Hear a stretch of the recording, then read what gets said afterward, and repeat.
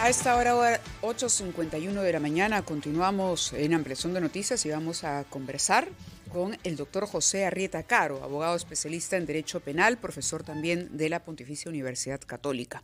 Bienvenido, muchísimas gracias por estar con nosotros. Un placer, Mávila. Buenos días, Fernando. Buenos días, doctor.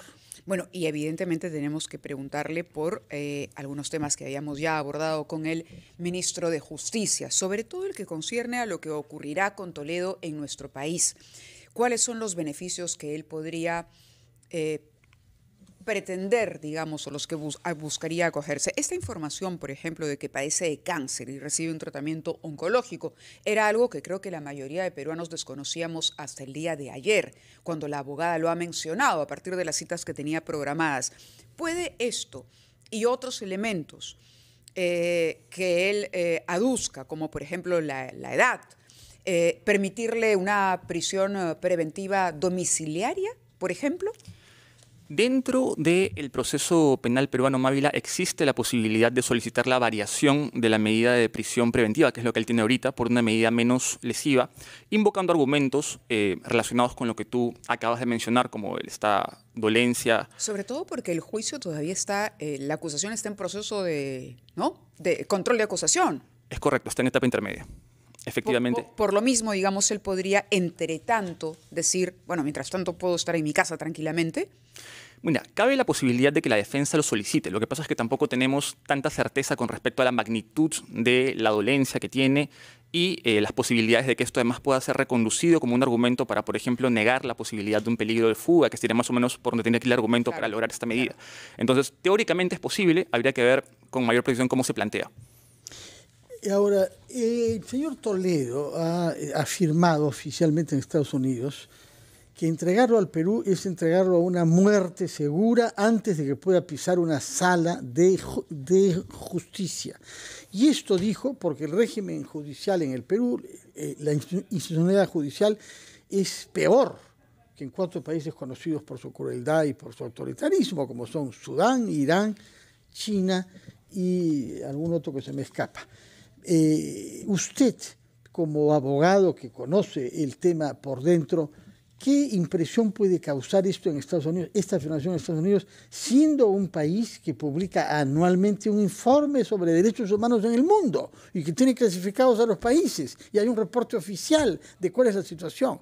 Porque lo que salta a los ojos es que se le podrán hacer muchos reproches al Poder Judicial. Ayer hemos tenido al presidente del Poder Judicial acá, menos el estar al servicio del gobierno, puesto que realmente ha dirigido investigaciones y medidas judiciales contra orientaciones políticas de todo tipo, desde la izquierda hasta la derecha.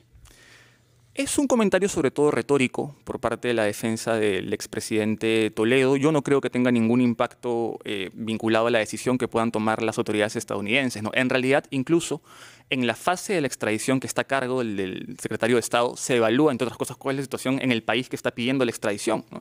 Y si las cosas fueran, como el expresidente Toledo señala, sin duda la decisión podría haber sido otra. No ha sido el caso, de modo que yo no creo que este tipo de declaraciones tengan ningún tipo de efecto concreto en la situación jurídica del expresidente Toledo. Toledo está siendo investigado por la Fiscalía por 2 casos, Interoceánica y Ecoteva. La extradición es por Interoceánica, por el soborno de los $35 millones que le habría pagado Odebrecht por los tramos 2 y 3 de esta carretera. Eso quiere decir que, eventualmente, cuando se llegue a iniciar o a proponer un juicio para el caso Ecoteva, se va a tener que hacer una solicitud de ampliación de extradición, como ocurrió en el caso Fujimori, por ejemplo, y si eventualmente en el transcurso de las investigaciones surgiera algún otro hecho de corrupción vinculado al señor Toledo, ¿tendría que hacerse lo propio? Dentro del tratado de extradición con Estados Unidos, Mávila, se prevé lo que se conoce con el nombre de principio de especialidad, que justamente reconoce esta regla conforme a la cual por cualquier hecho previo a la extradición que no haya sido materia de la decisión de la extradición, deberá pedirse el permiso al Estado, en este caso Estados Unidos, para proceder al juzgamiento, ¿no? Entonces, como ocurrió con Fujimori en Chile. Exactamente, como ocurrió con Fujimori en Chile, que hay que solicitar autorización para poder procesar a la persona por este nuevo delito que ha sido descubierto, siempre cuando sean previos a la extradición. Ahora, la señora Elian Carpe está comprendida en el caso de Ecoteva. Es correcto. Y también se está tramitando una extradición en ese caso, pero con este antecedente, y con el fallo o la decisión tomada por los Estados Unidos para que finalmente Toledo regrese al Perú, ¿no hay un peligro de que la señora Carpe huya finalmente de los Estados Unidos? ¿Se puede refugiar apelando a esta nacionalidad que ella tiene? Me parece que es un belga. Es una situación que las autoridades peruanas sin duda tienen que ponderar, ¿no? En Estados Unidos solicitar un tipo de orden para una detención preventiva tiene que estar debidamente sustentado y respaldado por elementos que indiquen que hay un peligro de fuga importante. Y entonces, en esa medida, eventualmente se podría solicitar algo de ese tipo, ¿no? Pero hasta que no hayan indicios mayores para poder valorar ese peligro, sería un poco... Los indicios parecen, abrumadores, porque es precisamente la señora Karp que es parte de toda esta operación de lavar el dinero que él recibe como soborno, porque ahí está demostrada la compra de los muebles de las casas que se supone había comprado la madre de la señora Karp. Ahora, el punto es, no podemos hacer nada, entonces es muy probable, por lo que usted acaba de decir, altamente probable que Elian Karp lo que haga es apelar a su nacionalidad belga y no sé, se vaya, qué sé yo, a Suiza.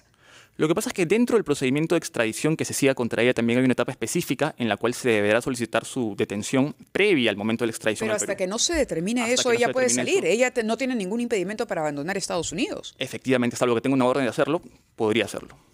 Ahora bien, Toledo estuvo ya preso, físicamente preso en los Estados Unidos, solicitó por su edad y por razones de salud, con motivo de la pandemia del COVID, que se le permita hacer prisión domiciliaria con grilletes electrónicos, que en los Estados Unidos tienen una buena tecnología. En el caso del Perú, ¿tenemos grilletes? ¿Hay precedentes de personas que han sido acogidas a una prisión domiciliaria usando grilletes? A ver, la norma existe, efectivamente, teóricamente es posible el uso de grilletes, está contemplado en la legislación, ¿no? Pero el uso de los grilletes en casos prácticos es muy limitado. Yo, en lo particular, no conozco ningún caso en donde esto haya sucedido todavía, ¿no? Teóricamente podría suceder porque está contemplado, es una medida interesante que permite evitar otras que son de mayor lesividad para la libertad de la persona. ¿Por qué no sucedería? ¿Porque no tenemos grilletes electrónicos o porque no confiamos en que sean eficaces? Básicamente por lo primero que has mencionado, Fernando, porque no tenemos todavía la cantidad requerida para poder usarla como una política masiva, para poder emplearla, ¿no? Se conocen muy pocos casos, yo en lo particular no conozco ninguno de grilletes electrónicos que hayan sido empleados para evitar ese tipo de medidas. ¿Y cuál será el régimen de la detención de Alejandro Toledo? Entre tanto, se inicia el juicio en su contra. Bueno, él lo que tiene es un mandato de detención pendiente. Entonces, una vez que venga aquí a Perú, y como ya lo señaló el ministro de Justicia, va a tener que ser recluido en un establecimiento penitenciario, ¿no? 18 meses de prisión preventiva. Entiendo que ese era el plazo que se le había otorgado inicialmente, es correcto. ¿Es probable que acompañe a Alberto Fujimori y a Pedro Castillo en Barbadillo? Si los ponen en el mismo penal, efectivamente, sí, estarían los tres. ¿Y el régimen de visitas, por ejemplo, cuál sería? El régimen de visitas está supeditado a la clasificación que se haga con respecto al riesgo que este interno en particular representa. Eso es lo que lo tiene que determinar en su momento la Junta Calificadora del MINJUS. Claro, porque también se dice, él podría acogerse a la confesión sincera, algún beneficio, digamos, delatar a alguien.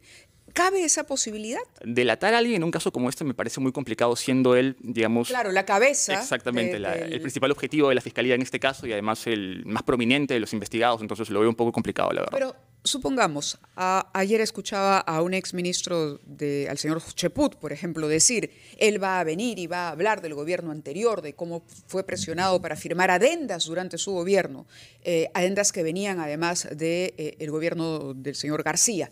¿Es posible que él pueda hacer algo así? ¿Hablar de un gobierno anterior y ganar indulgencias con la justicia? Yo dudo mucho que la Fiscalía pueda aceptar o promover un trato de ese tipo, la verdad. Con lo avanzado que está el caso suyo, la importancia del perfil político que tiene, lo veo muy complicado.